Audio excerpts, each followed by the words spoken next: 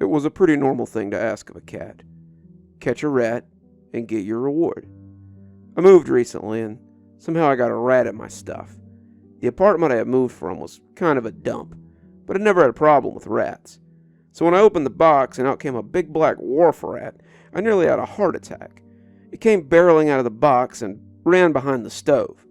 All three of my cats watched it with curiosity from the top of the couch where they were perched.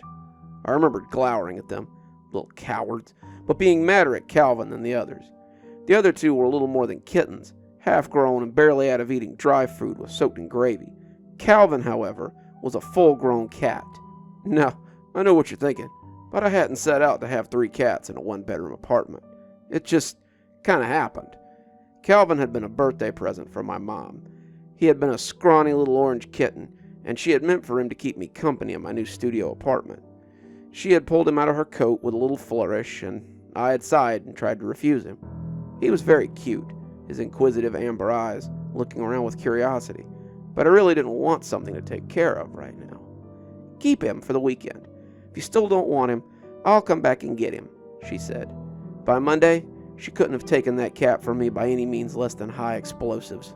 He was such a playful little thing, always zooming around and getting into trouble, and I spent many nights with him curled up on my lap or sitting on my feet while I went to sleep. After a few months, though, he was kind of sluggish and mopey. I talked to a friend of mine, and she said he was probably lonely. She told me that cats are social creatures, and it might perk him up if I got another cat. I talked to my mom, and she told me that the lady she had gotten Calvin from had another litter of kittens. Calvin's brother cousin would probably be ready to leave his mother soon, and I could have a little friend for Calvin to play with. That's how Hobbs became my new addition. Before he could arrive, though, I found Grayson. I was walking through the Dollar General parking lot, just wanting to get a few things for dinner, when the pathetic little mew from under a gigantic truck caught my attention. There he was, this half-starved little gray kitten, scared and lost and looking for help. He was too small to even fight me when I picked him up and put him in my shirt pocket. I picked up a few things while I was inside, a water bowl and some wet food, and Grayson joined my growing little brood of cats. Calvin hated him at first, hissing and spitting at this interloper, but after a few weeks, I saw them playing and running together like old friends. Grayson idolized Calvin, and when I brought Hobbs home, the two of them hissed and spit until they finally accepted him as part of their world. The Littles, as I started calling them, followed Calvin around ceaselessly, and he was the good big brother and showed them how to be productive mischief makers throughout the house. Then I got a raise at work, finally making the sort of money that could change my life a little, and moved out of my dingy studio apartment and into a nice 2-bedroom townhouse. And now I had a rat. I spent the first 2 weeks in my new apartment ignoring him. I could hear him scuttling around, but I hoped he would just leave on his own. I had 3 cats, after all, and rats are supposed to leave if they smell a cat, right? This fellow didn't care about the existence of my timid little felines, though. He ate my snack cakes from the cupboard, tore into my breakfast cereal, and chewed holes in my bread and dry goods. After the 3rd morning of grabbing a cereal box and seeing the contents spill out all over the linoleum, I got angry. That's when I really started trying to get rid of that damn rat. I put out traps. I put down glue boards. I bought poison and put it in places where the cats couldn't get to it. I filled any hole I could find with steel wool, spray foam, and hot pepper granules. When that failed to get results, I hired an exterminator to come and have a look. To my surprise, he put down traps and bait and said he'd be back in a week. I rolled my eyes after he left, thinking about how I had already done that. When that failed to get any result, I started getting desperate. I bought those little noise-generating machines that are supposed to drive rats crazy. I bought candles that are supposed to make them go nuts. I used essential oils and left out different smelly foods that are supposed to drive them off. Nothing made any progress, though. That's when I really started getting angry at my cats. I shouldn't have taken out my frustration on them, but it was getting a little ridiculous. There are 3 of you. How is it you can't take out one freaking rat? He's been eating your cat food too, you know, chewing holes straight into the bag. Are you really gonna let him get away with that? The 3 of them just stared at me blankly, not understanding a damn thing I said. Okay, how about this?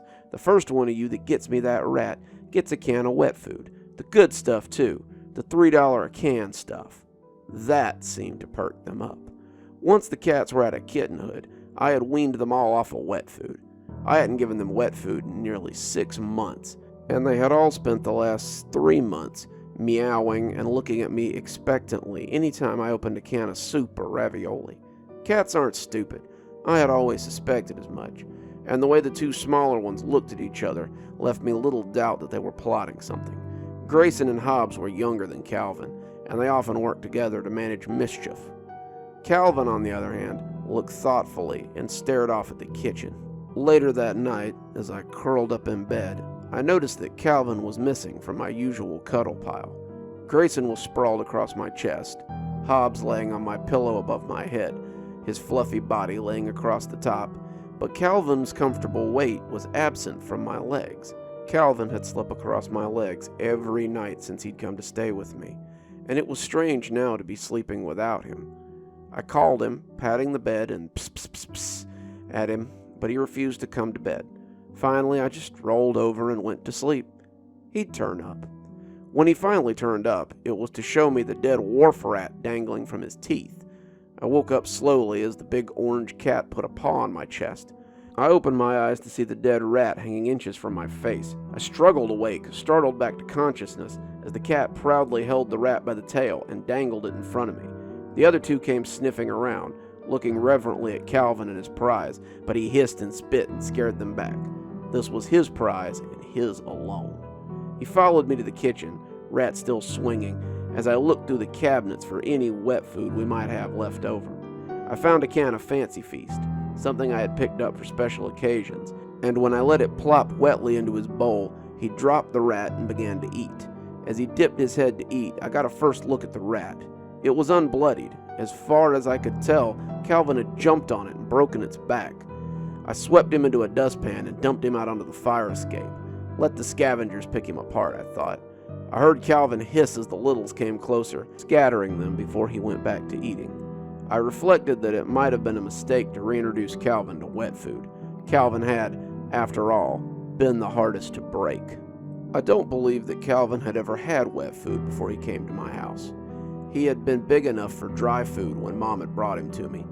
Until Grayson had come, he had never had a taste. Grayson had been too small, much smaller than Calvin, and I had quickly learned that they could not eat anywhere near each other.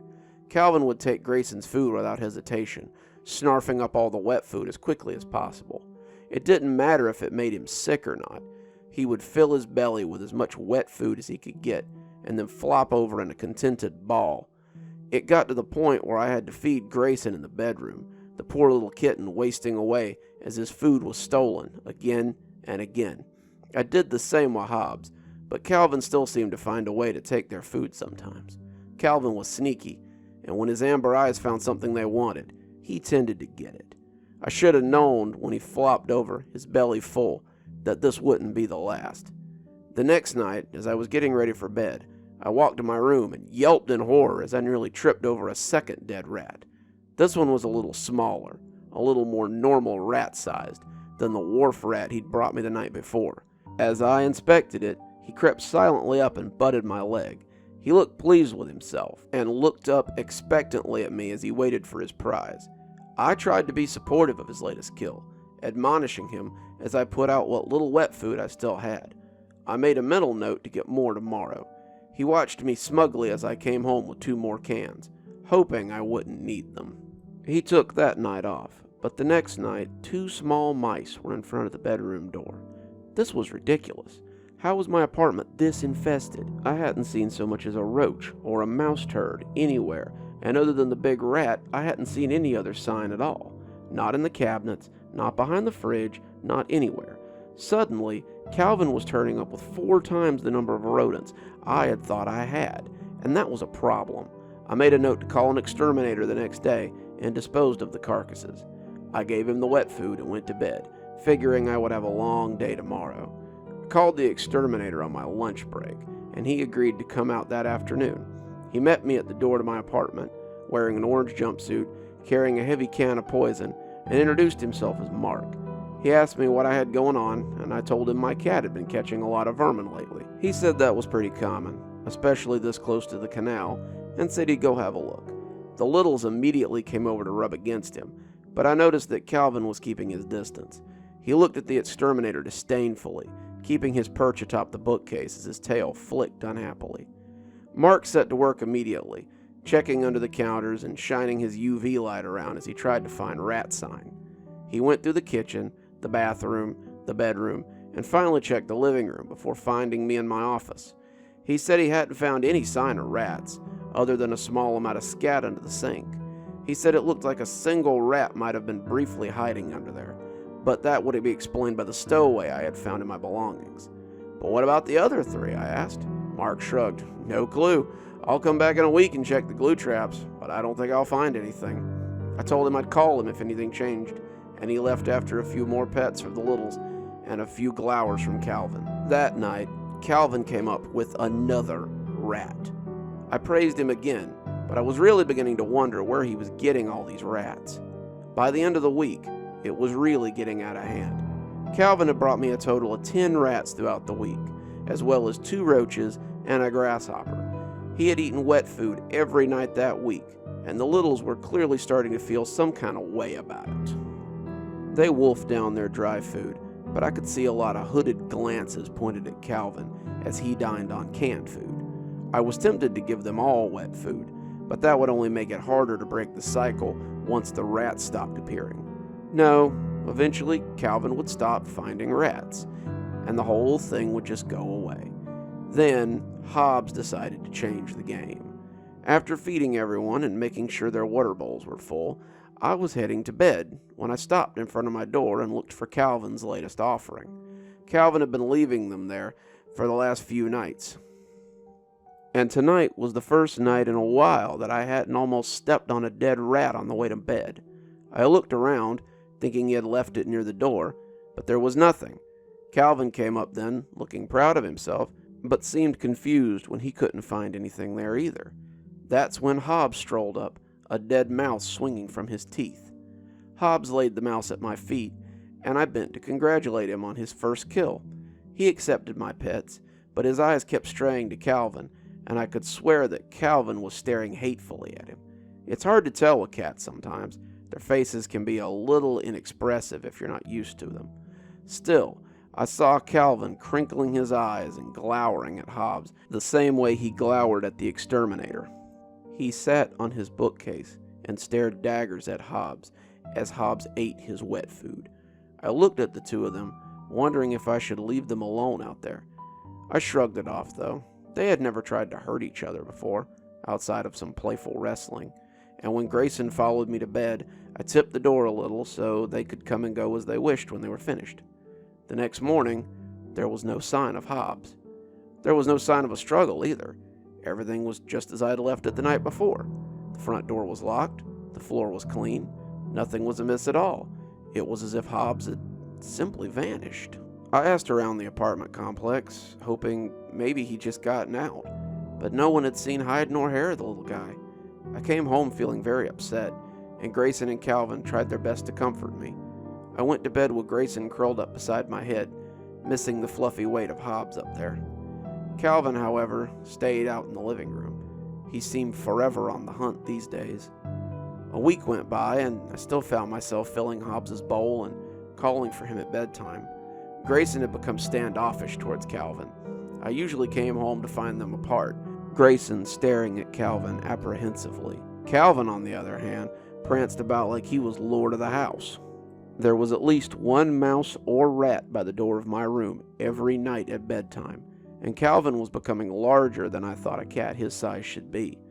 He had been the size of a normal house cat a month ago, but now he was approaching the size of a small wild cat. I had chalked it up to all the wet food, but when the other rodents started showing up, it was harder to discredit. On Monday, Calvin brought me a white rat. Calvin had started bringing them to me himself, lest we have another Hobbs incident where someone took credit for his handiwork. When he set it down, I remembered thinking that it seemed oddly filled out for a wild rat. This rat had been taken care of, and it looked as though it had been fed regularly. I gave Hobbs a hard look, but he only looked at me mildly with those amber eyes, as if to say, "It's a rat. Wet food. Now." I sighed and opened him a can, Grayson following closely at my heel as I went to bed. On Tuesday, Calvin brought me a squirrel. It was clearly a squirrel, though the tail had been chewed off. It wasn't a baby squirrel either, or some half-starved yearling. This was a full-grown squirrel that my cat was trying to pass off as a rat. I gave him the food, but told him not to lure squirrels into the house anymore. He pretended to listen, relishing as he ate his food. On Wednesday, Calvin brought me a hamster. There was no disguising this one. It was red and white, its little cheeks stuffed with seeds, and by this point I was making excuses. Maybe it had crawled into the vents. Maybe someone's pet had gotten loose and wandered into the apartment. There was no way for Calvin to get out of the apartment, right? On Thursday, Calvin brought me a guinea pig. He didn't even try to hide his smugness this time. He just flopped that fat little sausage of a rodent down, looking up expectantly. Had his eyes always been that color?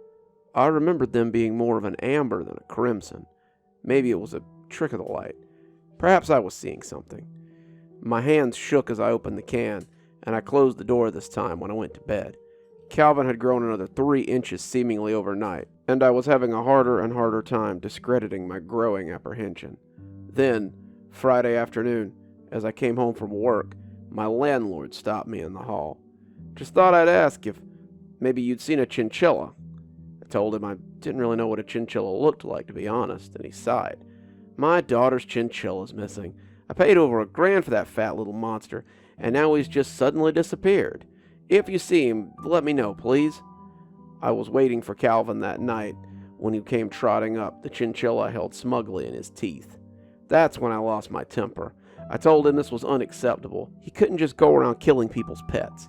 He'd probably been catching other pets and killing them as well, and I was tired of this. I grabbed him by the scruff of the neck, Calvin yowling miserably as I dragged him to the pet carrier. I put him in and locked the door, the spring lock keeping it shut. He could spend the night in the carrier thinking about what he'd done. He yowled and growled as Grayson and I went to the bedroom, and I heard him kicking around in there as I tried to go to sleep. After a while, though, he quieted, and I finally got some shut-eye. I woke up, though, to an empty bed. I looked around for Grayson, expecting to have him curled up next to me and finding nothing. Again, there was no sign of a struggle, no blood, no evidence of foul play, just a lack of cat and a sense of absence. I left the room, my eyes inevitably staring at the cat carrier in the corner as I searched the house for Grayson. Calvin and Hobbs had been like children to me, but Grayson was special. I felt like I had saved him, like I'd kept him from dying, and now he was just gone. I had to halt my search a couple of times to stop myself from sobbing. After I had checked every room in the house, every hiding place, every nook and cranny, I turned my attention back to the cat carrier. It had been silent this whole time, unmoving and seemingly empty. I moved in slowly, not sure what to expect. Was Calvin dead too? He had spent last night yowling, and now he was just kind of silent. I bent low, putting my face near the mesh, looking in and seeing nothing. The carrier was empty. I jumped when someone knocked on my door, their thumping sounding frantic. It was the landlord again, and he looked absolutely pale. "Excuse me, I'm going door to door. Have you seen... He lost what little composure he had, and I felt his face press against my shoulder, his tears moistening my shirt. My son is missing. Have you seen anyone that might have taken him? I put him to bed in the crib last night. When I woke up this morning, he was just gone. His mother's nearly catatonic, and the police can't find any evidence of a break-in. I don't know what to do. I'm trying to see if anyone's seen anything, knows anything." I commiserated with him, telling him that I would let him know if I saw anything, but my guts were already a-roil with fear. Surely he hadn't. There was no way. He was there on the coffee table when I closed the door, tail flicking in agitation. There was something in his mouth, something thick and pink, and as he rose up and sauntered over to me, I backed away, not wanting to see what it was. He was leaving little red splotches on the floor in his wake as he carried the strange offering to me. I was even more certain that I didn't want to go anywhere near him, anywhere near what he had. However, when my bottom came up hard against the door, I was out of room to retreat. He laid the offering at my feet, looking up coldly with none of his usual smugness, and stayed put to watch as I pushed it over with my shoe. Even without the toes, I could tell it was a small, delicate foot that someone had unceremoniously detached from its owner. The foot of an infant, if I had to guess. He's out there now, eating his wet food as I lay in bed with my door locked.